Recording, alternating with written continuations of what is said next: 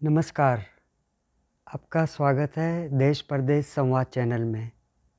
आज हम बात करेंगे 9 दिसंबर को अरुणाचल प्रदेश के तवांग सेक्टर में भारत और चीन के सैनिकों के बीच में हुई झड़प के बारे में। जैसा कि आप जानते ही हैं कि पिछली 9 दिसंबर को अरुणाचल प्रदेश के तवांग सेक्टर में भारत और चीनी सैनिकों के बीच में झड़प हो गई, जिस वक्त चीन की सेना ने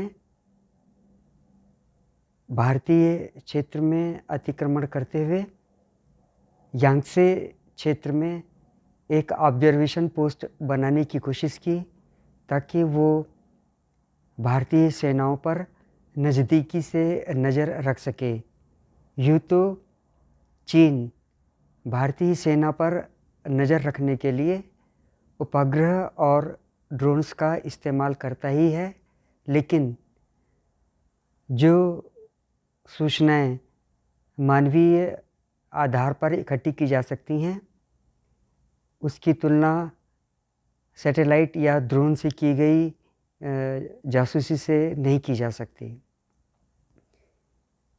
इसी बात को लेकर गलवान में भी झड़प हुई थी, जब भारतीय सेना ने चीन के एक ऑब्जर्वेशन पोस्ट को तबाह कर दिया था।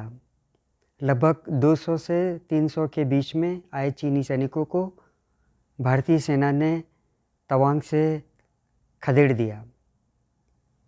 ये जानने की कोशिश करते हैं कि चीन तवांग सेक्टर को लेकर के इतना ज़्यादा बेचैन क्यों है। दरअसल चीन जो है वो अगले दलाई लामा की नियुक्ति को लेकर के बहुत ज़्यादा परेशान है। वो नहीं चाहता है कि तिब्बत क्षेत्र से बाहर से कोई व्यक्ति अगला दलाई लामा बन जाए, और तिब्बत के बाहर तवांग में एक जो बौद्ध मठ है, उसकी ल्हासा के मठ के बाद में सबसे ज़्यादा तिब्बती बौद्धों में मान्यता है।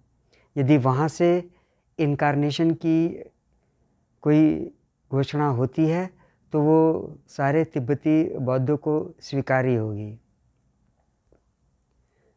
इसीलिए तवांग को लेकर के चीन बहुत ज़्यादा बेचैन है, और वो उसको दक्षिणी तिब्बत का हिस्सा बताता रहता है। चीन जो इस तरह के घुसपैठ की कोशिशें भारत के खिलाफ करता रहता है, उसके पीछे एक उसकी सोची समझी रणनीति है। वो जो है अपनी इस्लामी स्लाइसिंग के ज़रिए इस फिराक में है कि कैसे तवांग के ऊपर और उसके आसपास के क्षेत्रों पे कब्जा किया जा सके। तवांग पर उसका नियंत्रण करने के लिए चीन में बहुत ज़्यादा वहाँ के राजनीतिक क्षेत्रों में और सैनिक क्षेत्रों में बेचैनी देखी गई है। चीन उसमें कि वो तवांग पर अपना नियंत्रण स्थापित कर सके, ऐसा लगता है कि अगले 2-3 सालों में, या यूँ कहें कि 2027 से लेकर 2035 के बीच में कोई बड़ी कार्रवाई करने की कोशिश भारत के खिलाफ कर सकता है, जिसके लिए भारत को तैयार रहना होगा। ये उसकी घुसपैठ केवल ध्यान भटकाने के लिए नहीं है।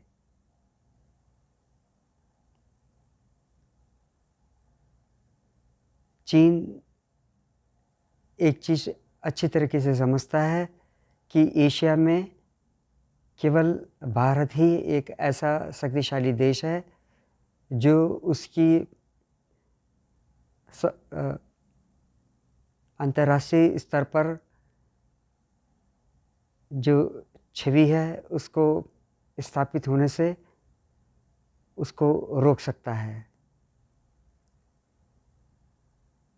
इसलिए जो है उसकी तरफ से भारत को बार बार परेशान किए जाने की घटनाएं होती रहती हैं और वो इस बात में कतई रुचि नहीं रखता है कि भारत के साथ में सीमा विवाद को सुलझाया जाए।